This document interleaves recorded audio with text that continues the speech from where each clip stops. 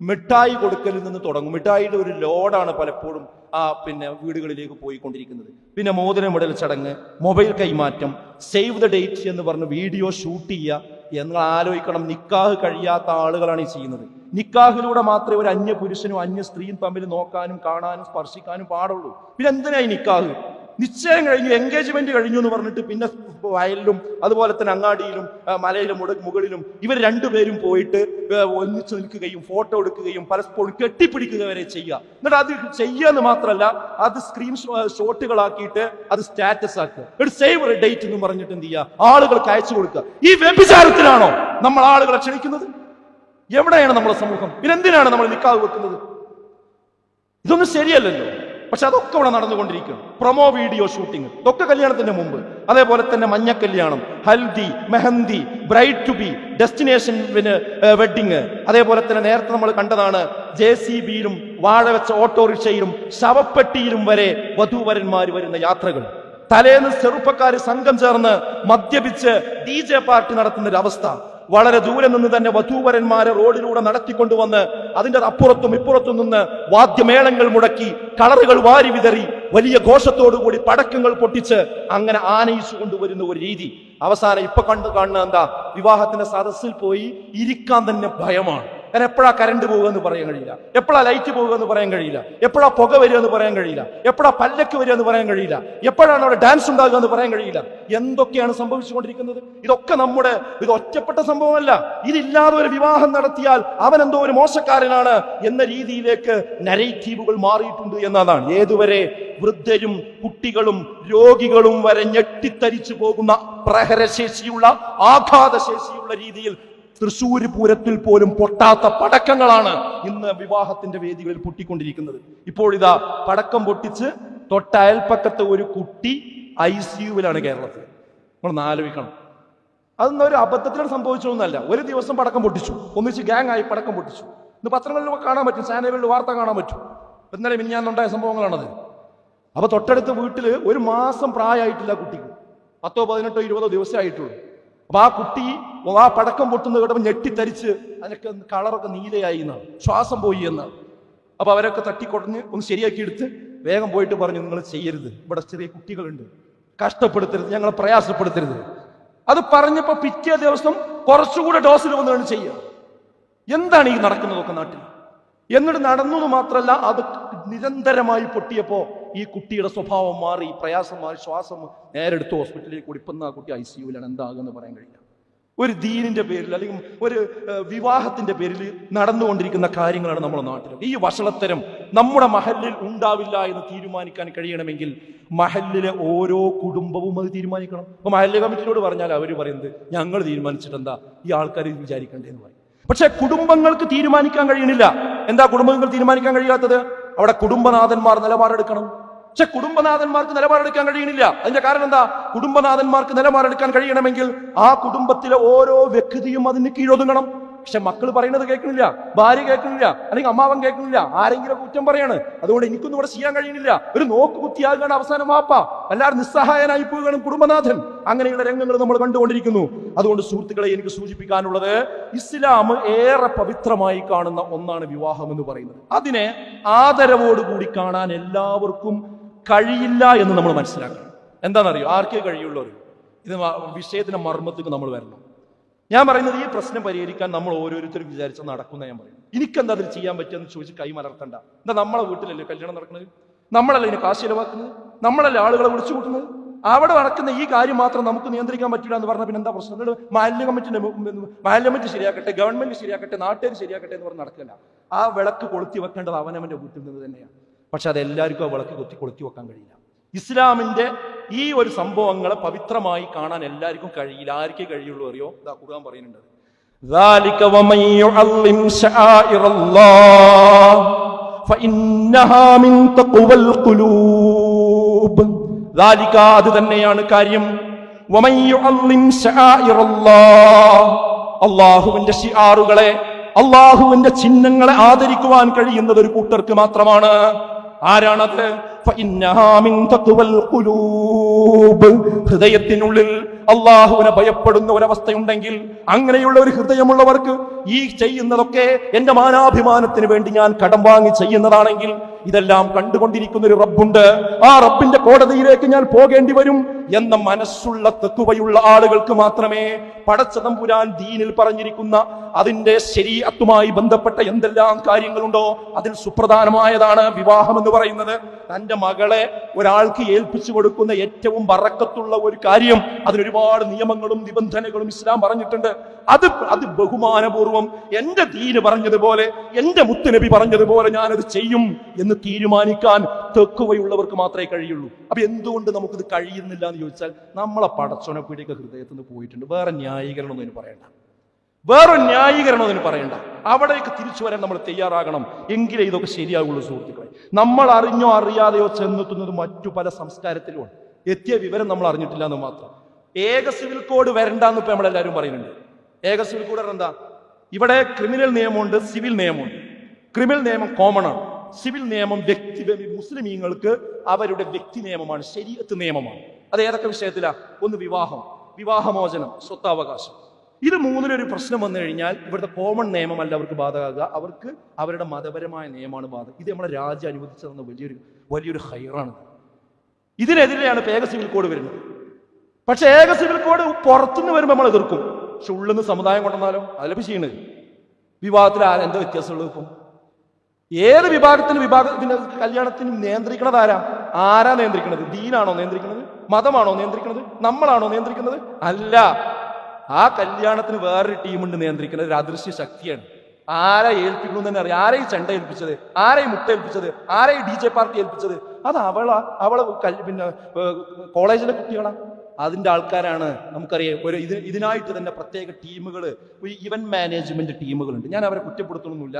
ഇപ്പോഴത്തെ കാലത്ത് പണ്ടത്തെ പോലെ പന്തലിടാനും ആൾക്കാരെ വിളിക്കാനും അതുപോലെ തന്നെ ഭക്ഷണം കൊടുക്കാനും എല്ലാവരും കിട്ടിക്കൊള്ളണമെന്നൊന്നുമില്ല. അതുകൊണ്ട് അത്തരം ആളുകളുടെ സഹായമൊക്കെ നമുക്ക് എന്ത് ചെയ്യാം, തേടാം. ഞാൻ അടച്ചാക്ഷേപിക്കണമെന്നില്ല.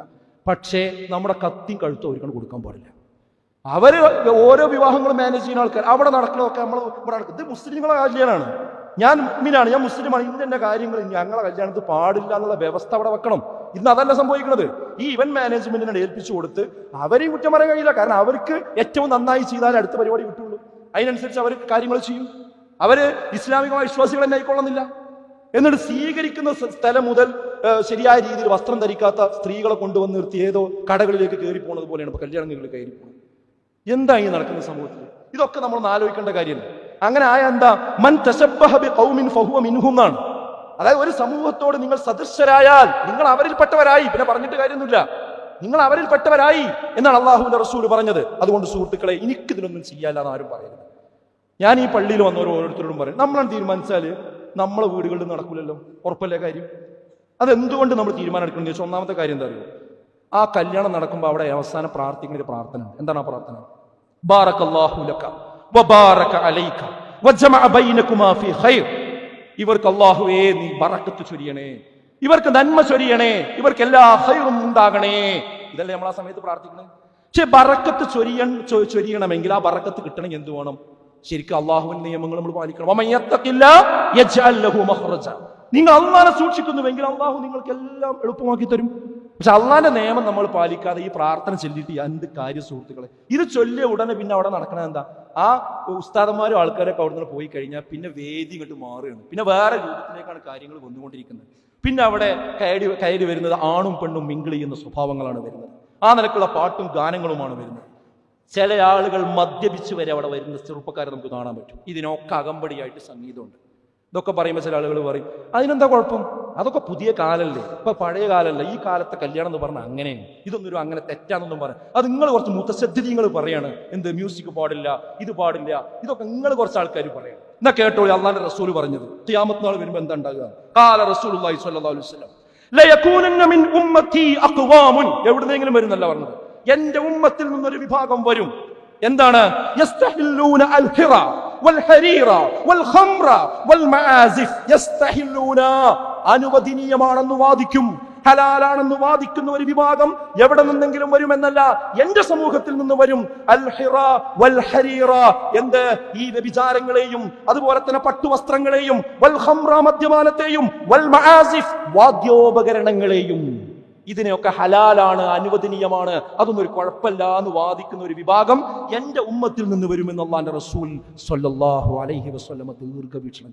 ഏത് വർത്താനം നമ്മൾ പറയുന്നത് നമ്മൾ അല്ലാതെ ആലോചിച്ചു. രണ്ടാമത്തെ കാര്യം എന്താ, എന്തുകൊണ്ട് നമ്മൾ എതിർക്കണം എന്നുള്ളതിന്, തിന്മകളുടെ തുടക്കക്കാരായി നമ്മൾ മാറണം. നമ്മൾ ഇങ്ങനെ ഒരു വിവാഹം നടത്തുന്നതോടുകൂടി എന്താ സംഭവിക്കണമെന്ന് അറിയും, നമ്മളെ തറവാട്ടിൽ പിന്നെ നടക്കുന്ന വിവാഹമൊക്കെ അതിനെ അനുകരിച്ചിട്ട് അവർ നടക്കുക. കുട്ടികൾ വാശി പിടിക്കും, എന്താ മൂത്താപ്പാന്റെ കല്യാണം അങ്ങനെയല്ല നടന്നത്, പിന്നെന്താ എൻ്റെ കല്യാണങ്ങൾ അങ്ങനെ നടത്തി തരാത്തത്. ഇതിനാരാ കുറ്റക്കാരൻ? മൂത്താപ്പയാണ് കുറ്റം. ആ വീട്ടിൽ ആ തറവാട്ടിൽ ആദ്യം ആര് തുടങ്ങി വെച്ചാൽ അയാളാണ് അതിന്റെ കുറ്റക്കാരൻ. പിന്നെ അത് കണ്ട് ആരൊക്കെ അത് ചെയ്യുന്നുവോ അത് എത്ര പിടുത്തം വിട്ടു പോകണോ അതിന്റെ ഒക്കെ ഒരു ഉത്തരവാദിത്തം വലിയ മരിച്ചു പോയാലും കബർക്ക് വരും. നല്ലോണം ഓർത്തോളൂ. ഇന്നാ നഹ്നു നുഹ്യിൽ മൗത വനക്തുബു മാ ഖദ്ദമു വആസാറഹും വകുല്ല ശൈഇൻ അഹ്സൈനാഹു ഫീ ഇമാമിൻ മുബീൻ. എന്താ സൂറത്ത് യാസീനിലെ ആയത്തിൽ, നിങ്ങൾ മരിച്ചതിന് ശേഷം ജീവിപ്പിക്കുന്നത് നാമാണ്. എന്നിട്ട് പറയണം, അല്ലാഹ് പറയണം എന്ത്, വനക്തുബു, നാം എഴുതി വെക്കുന്നു, മാ ഖദ്ദമു വആസാറഹും, നിങ്ങൾ ചെയ്തത് മാത്രമല്ല അതിന്റെ അനന്തരഫലങ്ങളും കൂടി എഴുതി വെക്കുന്നുണ്ട്. അപ്പൊ നമ്മൾ നല്ലത് തുടങ്ങിയ ചോദിച്ചാൽ ആ നല്ലത് ഇവിടെ ഈ ലോകാവസാനം വരെ നടന്നാൽ അതിന്റെ കൂലിയൊക്കെ നമുക്ക് കിട്ടും. നമ്മളൊരു വേണ്ടാത്ത കാര്യം തുടങ്ങി വെച്ചതെങ്കിലോ അതുകൊണ്ട് എന്തൊക്കെ ആസാറുകളും പിന്നെ എന്തൊക്കെ സംഭവങ്ങൾ ഉണ്ടാവുന്നോ അതിന്റെ ഉത്തരവാദിത്തം നമ്മൾ ഏൽക്കേണ്ടി വരും. ഇതെല്ലാം അഹ്സൈനാഹു രേഖപ്പെടുത്തുന്നുണ്ട് ഫീ ഇമാമിൻ മുബീൻ, ഒരു രേഖയിൽ. ആ രേഖ നാളെ പരലോകത്ത് വരുമ്പോൾ നമ്മളെ ഗ്രന്ഥത്തിൽ ഉണ്ടാവും. ഇതിന്റെ ഒക്കെ ഉത്തരവാദിത്തം നമ്മൾ ഏൽക്കേണ്ടി വരും. അതുകൊണ്ട് നല്ലോണം നമ്മൾ വമയ്യാമൽ മിസ്കാല ദർറത്തിൻ ഖൈറൻ യറ, അണുമണിത്തൂക്കം നന്മ ചെയ്ത അതും പരലോകത്ത് കാണും. വമയ്യാമൽ മിസ്കാല ദർറത്തിൻ ശർറൻ യറ, അണുമണിത്തൂക്കം തിന്മ. അണുമണിത്തൂക്കം എന്നൊക്കെ പറഞ്ഞത് ഈ ഓടിന്റെ അടിയിലൂടെ വരുന്ന വെളിച്ചുണ്ട്, അതിലിങ്ങനെ ഈ ചെറിയ പൊടിപടലങ്ങൾ പാറി കളിക്കുന്നുണ്ട് നിങ്ങൾ, അത്ര വരെ തിന്മ ചെയ്തിട്ടുണ്ടെങ്കിൽ നാളെ പരലോകത്ത് കാണും. അപ്പൊ ഇതിന്റെ അവസ്ഥ എന്തായിരിക്കും നിങ്ങളൊന്ന് ആലോചിച്ച് നോക്കി. അതുകൊണ്ട് ഈ വിഷയം നമ്മൾ ഗൗരവത്തിലെടുക്കണം. മൂന്നാമത്തെ കാര്യം എന്താ, എന്തുകൊണ്ട് നമ്മൾ വിലക്കണം എന്നുള്ളതിന്റെ, നന്മയും തിന്മയും കൂട്ടിക്കലർത്തി നോർമലൈസ് ചെയ്തുകൊണ്ടിരിക്കുന്നു എന്നതാണ്. അതായത് എല്ലാവരും വിളിച്ചു വരുത്തും, എന്നിട്ട് നല്ല മൗലവിമാരെയും വിളിച്ചു വരും, നല്ല പ്രസംഗമൊക്കെ നടത്തും. എല്ലാം കഴിഞ്ഞിട്ട് അതിന് ഇറങ്ങോടുകൂടിയാണ് ഇപ്പം അടുത്ത പരിപാടികൾ തുടങ്ങുന്നത്. ഈ മതത്തിനെ പുച്ഛിക്കല്ലത്, ഈ പ്രസംഗിച്ച ആളെ പുച്ഛിക്കല്ലത്.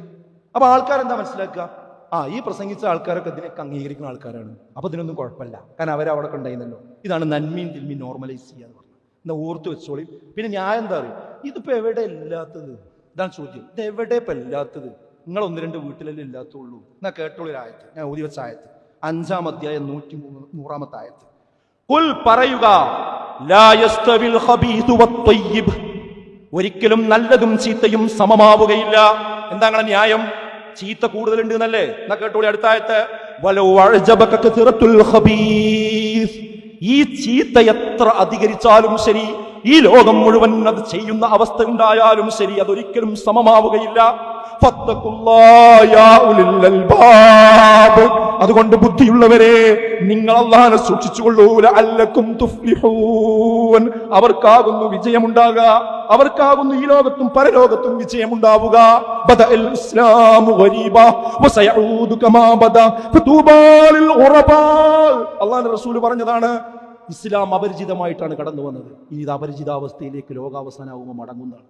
അന്ന് ഇസ്ലാമിൽ ഉറച്ചു നിൽക്കുന്ന ആൾക്കാർ ഒറ്റപ്പെട്ടവരായിരിക്കും, ബാക്കിയുള്ളവരൊക്കെ ഇന്ന് പോയിട്ടുണ്ടാവും. അപ്പൊ ആർക്കാ റസൂലുള്ള മംഗളം പറഞ്ഞത്? ആ സത്യത്തിൽ ഉറച്ചു നിൽക്കുന്ന ആൾ.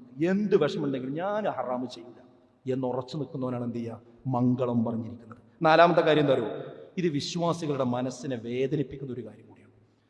ജീവിതത്തിൽ ഈ മ്യൂസിക്കും ഈ DJ പാർട്ടിക്കും പോകാത്ത മനുഷ്യന്മാരെ ഇഷ്ടം പോലെ കല്യാണത്തിനുണ്ടാവും.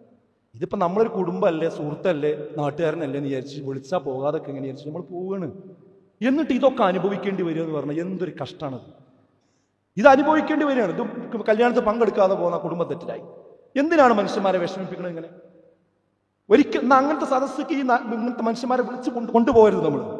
അത് വളരെ ഗൗരവമുള്ള വിഷയമാണ്.